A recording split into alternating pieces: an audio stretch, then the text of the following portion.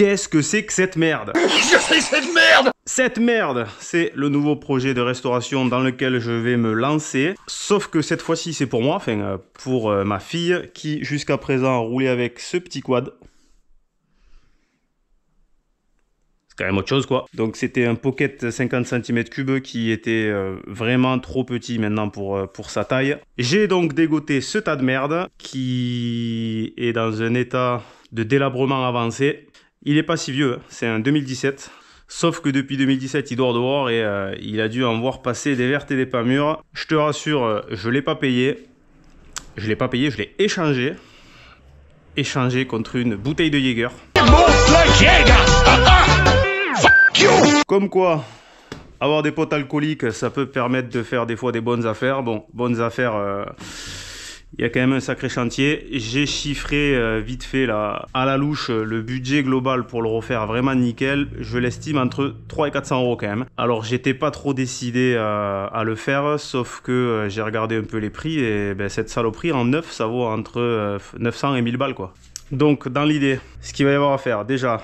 Partie moteur, bon, il n'y a pas de batterie. J'ai réussi à le mettre en route avec une autre batterie.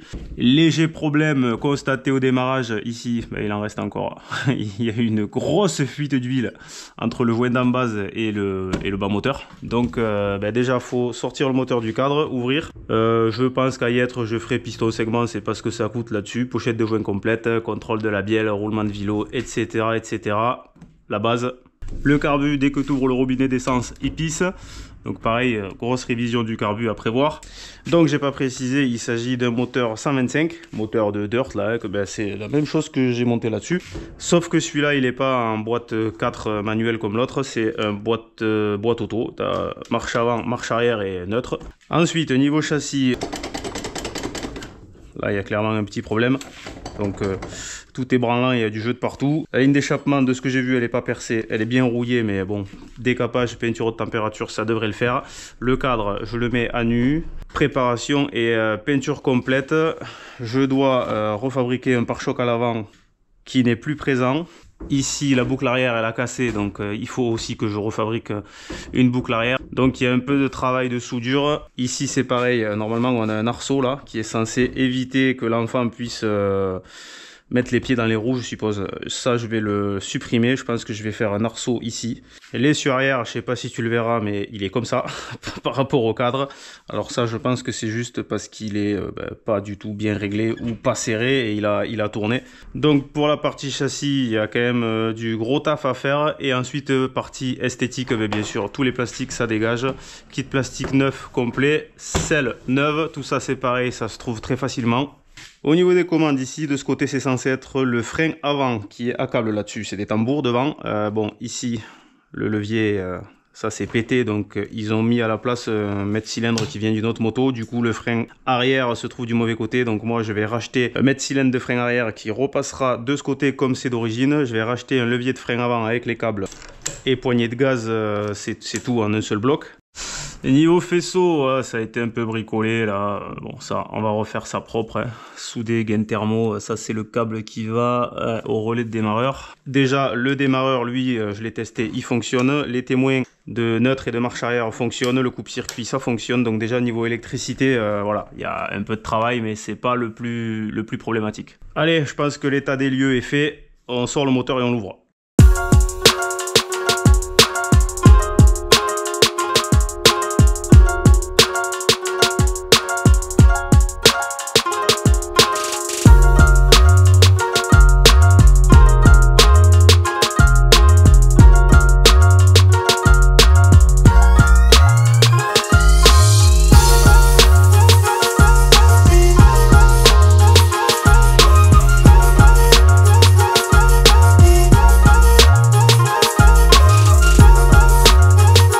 Allez, déposer, nettoyer, c'est déjà pas trop mal. Alors ça ici, là il y a eu, je me suis demandé ce que c'était, je pensais que c'était ça là, en fait non, c'est attaqué.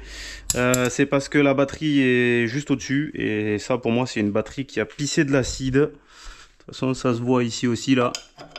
Là, à part repeindre, je peux pas faire grand chose. Donc là, je pense que il n'y aura pas besoin d'ouvrir le bas moteur.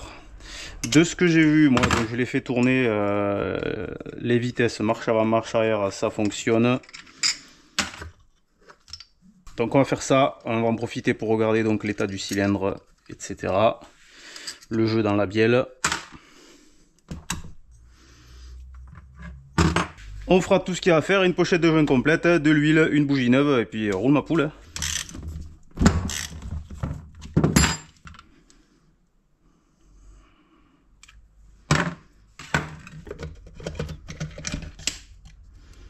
Bon, le stator, ça a l'air propre. Truc qui me paraît bizarre, ici on dirait que c'est monté à la patte. Sauf que a priori, ce moteur là il est jamais censé avoir été ouvert. Est-ce qu'il monte ça en usine comme ça m'étonne. Hein. Bon, alors l'huile moteur, comme tu peux voir, il n'y avait pas grand chose dedans. Je crois que c'est donné pour, je sais plus si c'est 700 ou 900 ml. Bon là on est à 300 quoi. Donc ici, bon, une vis à défaire de ce côté pour sortir le capot. Les deux caches ici pour accéder aux queues de soupape. Et donc vérifier le calage de la distrie. Donc le calage de la distrie, ici le repère, il faut qu'il soit dans l'alignement là, de cet axe. Et ici pour moi le repère, c'est le repère F aligné ici à ce repère. Parce que là je tombe en face, donc je suppose que la distrie était correctement calée. Après c'est une merde sur les dirt, il y en a où il y a des repères sur le carter et il faut s'aligner avec le T. Là-dessus il n'y a rien, donc là je vois qu'ici ça tombe en face. Je vais faire quand même quelques recherches, mais je suppose que c'est celui-là le repère de calage. De toute façon j'ai regardé, le piston il est bien en haut. Ici les soupapes sont pas en appui, le jeu aux soupapes on le recontrôlera au remontage.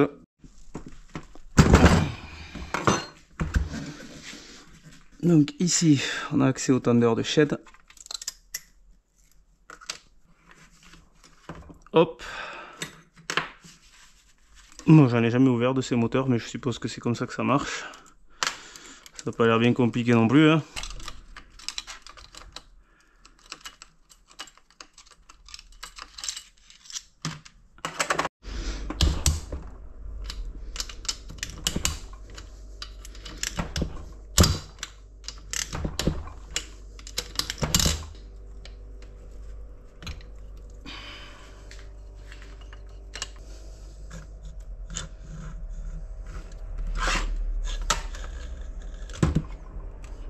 Hop.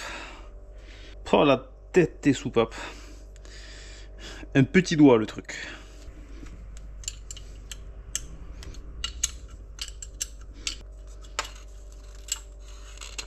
Ici ça, faut virer le patin de chaîne.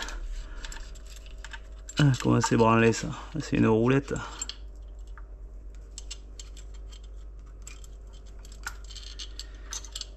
On la récupérera après. Et normalement...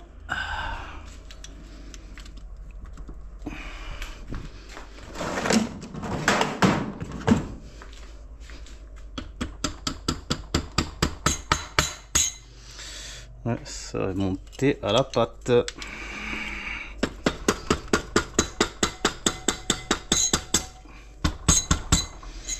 Ça pue la merde un peu cette histoire. Ça a été bricolé ou c'est quoi le... Ça y est.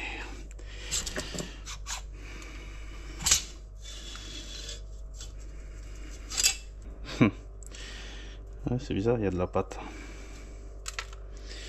Bon, de toute façon, faut nettoyer les plans de joint, voir s'il n'y a pas de souci sur les plans de joint. Ce qui pourrait expliquer qu'ils aient monté à la pâte. Mais bon. Alors, le piston. Donc, oui, on va le changer. Là, ici, il est quand même bien marqué. El cilindro. Fais-moi voir. Qu'est-ce que tu racontes?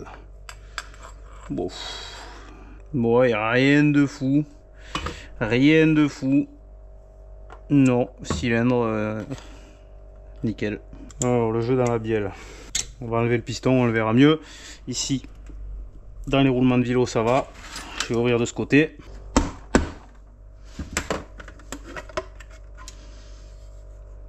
Bonjour. Ok, bon, ça, on va inspecter aussi, mais déjà, il n'y a pas de jeu, donc ça c'est bien. Alors par contre, là, je vois qu'il y a des morceaux là qui me plaisent pas là. Ah, mais il y en a plein.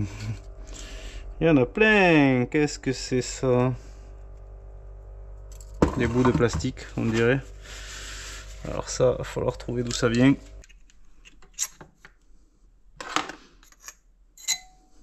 Voilà. Bon.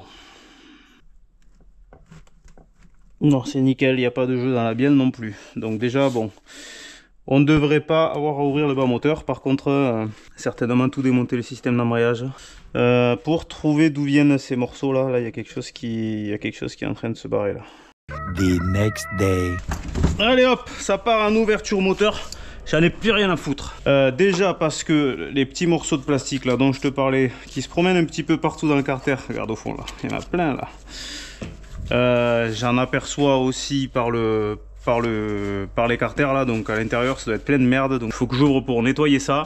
Du coup je vais en profiter pour contrôler la pignonnerie à l'intérieur, tout le merdier là. Coup de chance d'avoir un voisin qui bricole pas mal tout ce qui est dirt, Dax et compagnie là, donc il m'a donné la douille à la con là pour retirer l'embrayage là-dessus. Tu crois qu'ils auraient pas pu mettre un écrou normal, ces fils de... Et j'y ai demandé aussi de me donner l'arrache volant magnétique et il m'a pas donné le bon, donc je vais me démerder une fois de plus avec mon système à la con là, mais étant donné que le tout est sécurisé par le sacro-saint Rislan, il n'y a aucune raison que ça marche pas.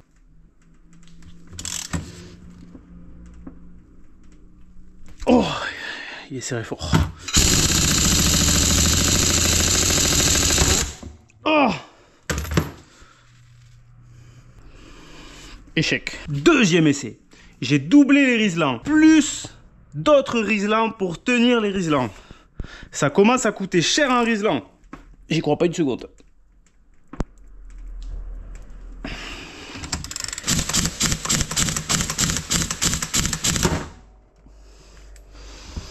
Deuxième échec. Bon, ouais, en attendant de récupérer le bon arrache, tant pis, on va déjà commencer par défaire côté embrayage. Donc ça c'est la bonne. Ça c'est l'écrou de merde qu'ils ont mis là.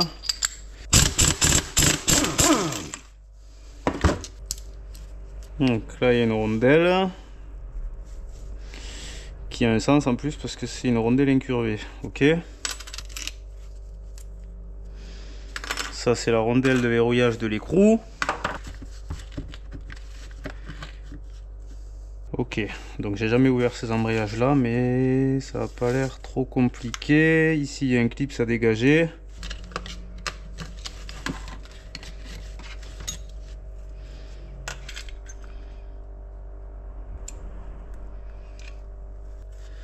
Ici aussi un bout de plastique.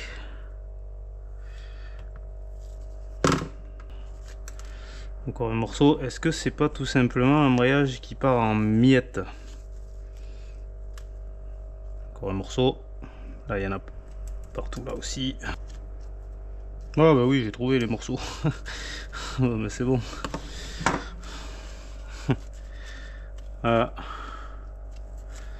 C'est des morceaux de garniture d'embrayage qui se promènent un peu partout dans le moteur. Bon allez, c'est bon.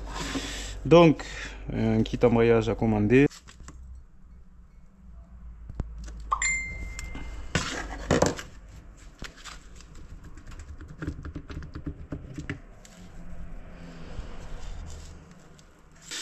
Là je m'interroge, est-ce que j'ouvre, est-ce que j'ouvre pas? Est-ce que je me dis les petits morceaux d'embrayage, je fais un rinçage du bas moteur sans ouvrir et mais ça me plaît quand même pas trop de laisser ça là-dedans. Allez, tu sais quoi, de toute façon, maintenant que j'en suis là, en plus ce moteur, je l'ai quand même pas vraiment vu tourner non plus. Ça me ferait chier quand même de remonter tout ça avec un piston machin là et s'apercevoir qu'après en fait il y a des pignons de boîte qui sont mangés, quelque chose comme ça. Donc bon.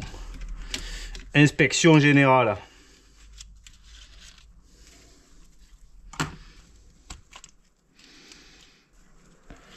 Oh, comme elle est toute petite la pompe à huile.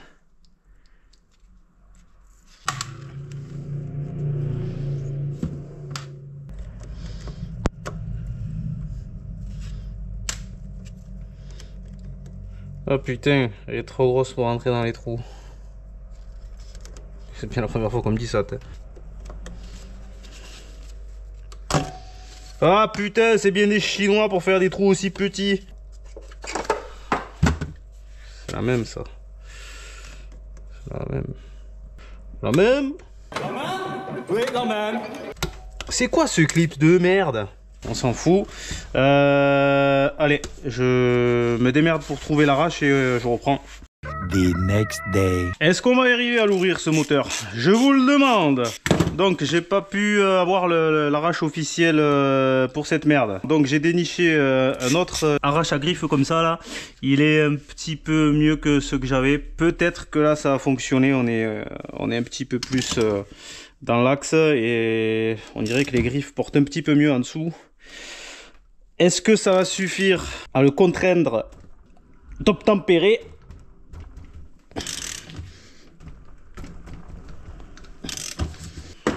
Péteuse direct. Je vais la dégager.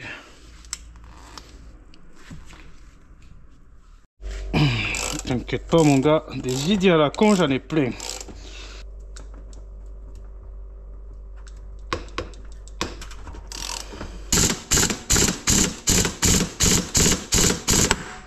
Pouah, incroyable.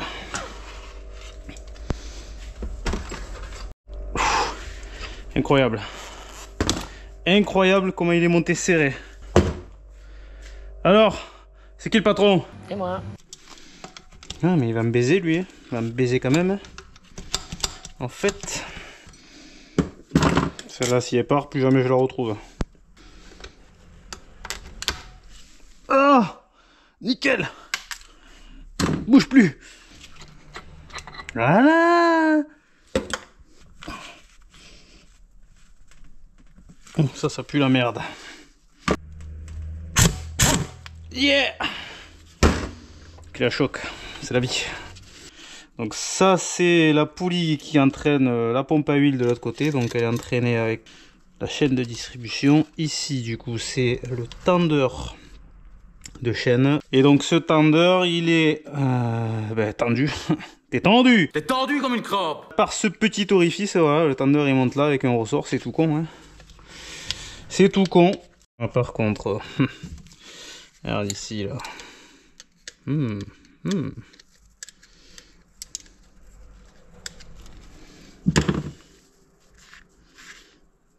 Ça c'est pas un morceau d'embrayage.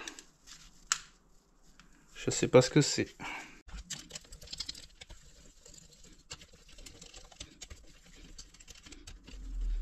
Oh, comment il va s'ouvrir ce truc?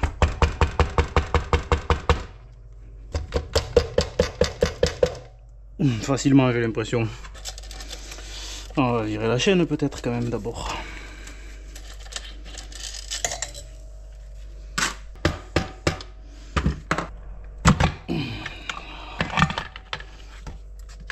Oh le bordel.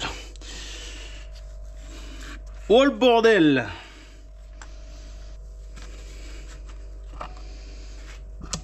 Voilà, donc cette rondelle elle était en dessous.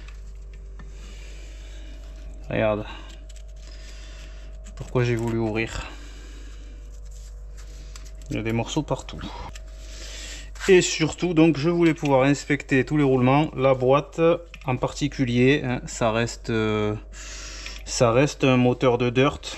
Donc bon, c'est fiable jusqu'à un certain point quoi. Et comme j'ai envie quand même d'aller me balader un petit peu avec ma fille sans me retrouver emmerdé au milieu de nulle part avec le quad en panne, on va pas remonter ça à l'arrache. Ah, ce côté aussi, hein. Il y a plein de merde dans les carters. Ah oui mais ça c'est des bouts d'embrayage, ça c'est sûr. Ça c'est des petits bouts de plastique là, de garniture, je sais pas en quel matériau elles sont faites ces trucs, mais ça c'est désintégré. Donc le vélo.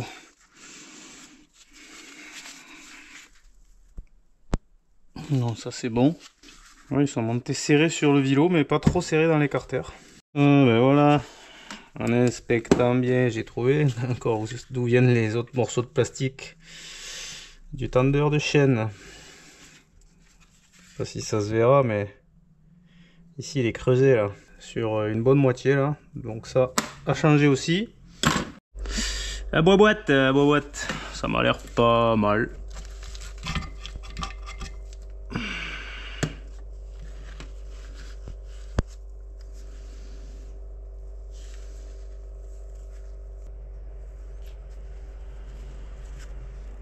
Écoute, visiblement pas de dégâts apparents, de toute façon je vais tout rechecker plus en détail. Oh, la rondelle là, faut pas l'oublier celle-là. Donc je vais m'occuper de commander au minimum du coup piston segment, tous les joints bien sûr, embrayage qui est complètement mort. Qu'est-ce qu'on a dit d'autre? Donc les spies, tout ça je prendrai aussi avec les joints. Une bougie neuve, huile neuve bien sûr. Et écoute, ma foi, est-ce qu'on sera pas sur un petit moteur tout neuf? Qu'on va faire? Je commande tout ça, entre temps je vais commencer à tout nettoyer. Dans une seconde partie du coup on s'occupera du remontage complet du moteur. Je pense que ça fera déjà une vidéo relativement complète. Donc dans une troisième partie éventuellement ça va faire un petit peu comme le Piwi je pense. On désossera la partie cycle, décapage complet, peinture. Je suis assez confiant, je pense qu'on peut arriver à faire un truc quasi neuf. En tout cas super clean et super stylé pour quand même beaucoup moins cher que ce que ça vaut neuf. Et à savoir que d'occasion, ces merdes là, les mecs ils vendent de ça 300 balles en panne. 300 balles, 400 balles, j'ai regardé toutes les annonces, il n'y a rien en dessous de 300 euros. Et ceux qui sont à 300 euros, il y a toujours un problème dessus. Sur ce, je te dis à la prochaine. Adieu.